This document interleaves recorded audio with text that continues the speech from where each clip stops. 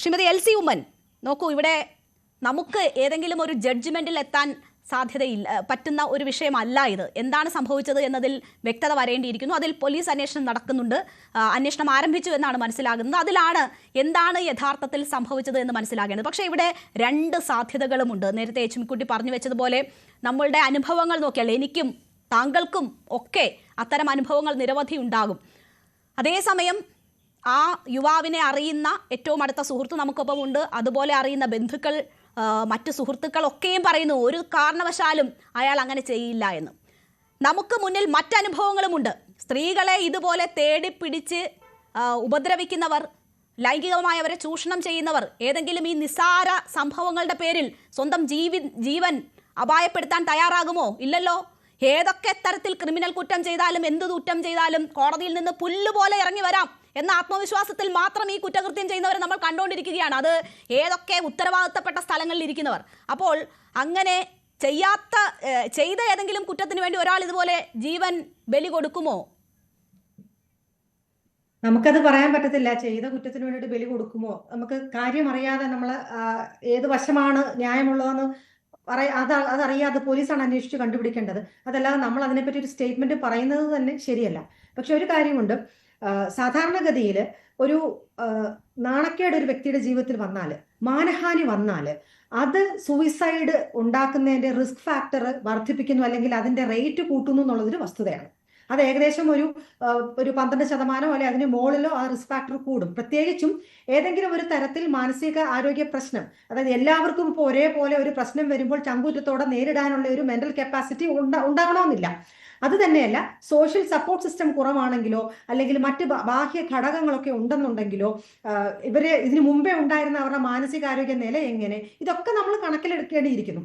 അതൊക്കെ ഈ പറഞ്ഞതുപോലെ അതിനകത്തൊക്കെ പ്രശ്നങ്ങൾ ഉണ്ടെന്നുണ്ടെങ്കിൽ ഇങ്ങനെ ഒരു ഇഷ്യൂ വരുമ്പോൾ, ഒരു മാനഹാനി വരുമ്പോൾ സൂയിസൈഡൽ റിസ്ക് കൂടുതലാണ് തീർച്ചയായിട്ടും. കാരണം അത് ഇപ്പോഴത്തെ ഒരു ലേറ്റസ്റ്റ് ടേം വെച്ച് പറയുവാണെങ്കിൽ വൈറൽ ഷെയ്മിങ് എന്ന് പറയും. ഈ വൈറൽ വീഡിയോ ഒക്കെ എന്ന് പറയുന്ന പോലെ തന്നെയാണ് അത്. ആ ഒരു തരത്തിൽ അറിയാമല്ലോ, എവിടെയെങ്കിലും ഒരു വീഡിയോ അപ്ലോഡ് ചെയ്താൽ ഇതാ പറയുന്നതിടെ ലോകമെമ്പാടും അത് ഫ്ലാഷ് ആവും. അപ്പൊ ആ ആളിന് സമൂഹത്തിൽ കിട്ടേണ്ട ആ ഒരു സ്ഥാനം, അല്ലെങ്കിൽ കുടുംബത്തിൽ കിട്ടേണ്ട ഒരു സ്ഥാനം, ജോലി സ്ഥലത്ത് കിട്ടേണ്ട ഒരു സ്ഥാനം, ഇതെല്ലാം പൊടുന്നനവെ ഒരു നിമിഷം കൊണ്ട് നഷ്ടമാകുന്ന ഒരു സാഹചര്യം വരും.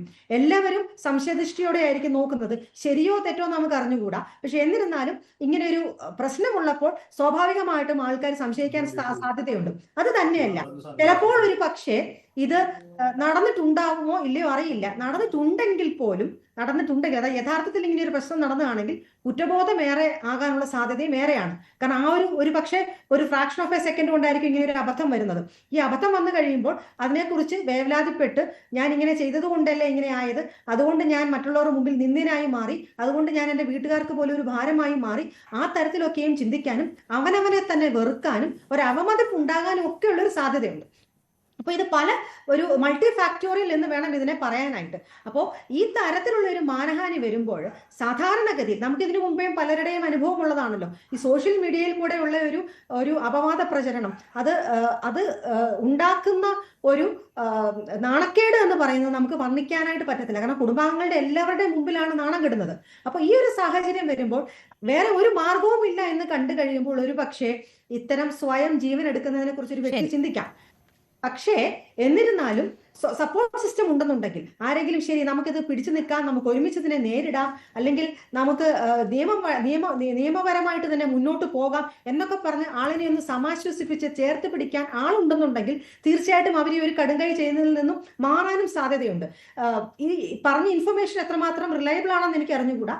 ഞാൻ മറ്റൊരു ന്യൂസ് മീഡിയയിൽ ഞാൻ അറ്റൻഡ് ചെയ്തപ്പോൾ അവിടെ പറഞ്ഞത് പേരൻസിനും സുഹൃത്തുക്കൾക്കും ജോലി ചെയ്യുന്ന ഇടത്തിലെ ആ സീനിയറിനും ഒക്കെ എന്തോ ഒരു വ്യത്യാസം മനസ്സിലായിട്ടുണ്ടായിരുന്നു, സ്വഭാവത്തിൽ മാറ്റം വന്നിട്ടുണ്ടായിരുന്നു എന്നൊക്കെയായിരുന്നു പറഞ്ഞത്. അത് എത്രമാത്രം റിലയബിൾ ആണെന്ന് അറിയത്തില്ല. പക്ഷെ അങ്ങനെ ഉണ്ടായിരുന്നെങ്കിൽ ആ സമയത്ത് ഒരു മാറ്റം അവർ ശ്രദ്ധിച്ചപ്പോൾ ഇദ്ദേഹത്തെ ഒന്ന് ചേർത്ത് പിടിച്ചിരുന്നെങ്കിൽ, അല്ലെങ്കിൽ ഒരു ഒപ്പം നിന്നിരുന്നെങ്കിൽ ഒരു പക്ഷേ ഈ ഒരു അനർത്ഥം അല്ലെങ്കിൽ ഈ ഒരു ഇൻസിഡൻസ് നമുക്ക് ഒഴിവാക്കാമായിരുന്നു എന്ന് എനിക്ക് തോന്നുന്നു. പിന്നെ രണ്ടാമത്തെ ഒരു വശം ഇതിനെപ്പറ്റി നമ്മൾ പറയേണ്ടത്, ആ കുട്ടി ചെയ്തത് താങ്കൾ ആദ്യമേ സൂചിപ്പിച്ചതുപോലെ ഒരുപാട് സ്ത്രീകൾ എല്ലാ ദിവസവും ഇത്തരം പ്രശ്നങ്ങൾ അനുഭവിക്കുന്നതാണ്.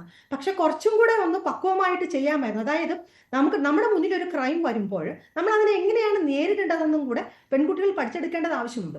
ഒരു ക്രൈം വരുമ്പോൾ നമ്മൾ തീർച്ചയായിട്ടും ആദ്യമേ ആശ്രയിക്കേണ്ടത് പോലീസിനെയാണ്, അല്ലെങ്കിൽ കോടതിയെയാണ്.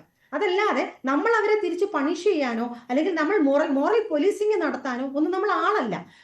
അറിയാമല്ലോ, നമ്മളൊരു പീസ് നമ്മൾ സോഷ്യൽ മീഡിയയിൽ ഇട്ട് കഴിഞ്ഞാൽ പിന്നെ ബാക്കിയുള്ള സോഷ്യൽ മീഡിയയിലുള്ള സകല ജനങ്ങളുമാണ് അതിന് കുറ്റം വിധിക്കുന്നതും ചാർജ് ഷീറ്റ് എഴുതുന്നതും എല്ലാം. ആ തരത്തിലല്ല അതിനെ കൈകാര്യം ചെയ്യേണ്ടത്. കുറച്ചും കൂടെ പക്വമായിട്ട് ഇത് ശരിയാണ് തെളിവ് വേണം. അതിന് വീഡിയോ എടുക്കുന്നതിൽ ഒരു തെറ്റുമില്ല. സമൂഹ മാധ്യമങ്ങൾ എങ്ങനെ ഉപയോഗിക്കണം റെസ്പോൺസിബിൾ ആയി എന്നുള്ള ബോധ്യം ഇല്ലാത്തതിൽ വന്ന പിഴവ് കൂടിയാണ് ഇതെന്ന് നിസ്സംശയം നമുക്ക് പറയാം. അതിലേക്ക് കൂടി ശ്രദ്ധ ക്ഷണിക്കുന്ന ഒരു വിഷയമായി ഇത് മാറിയിട്ടുണ്ട്.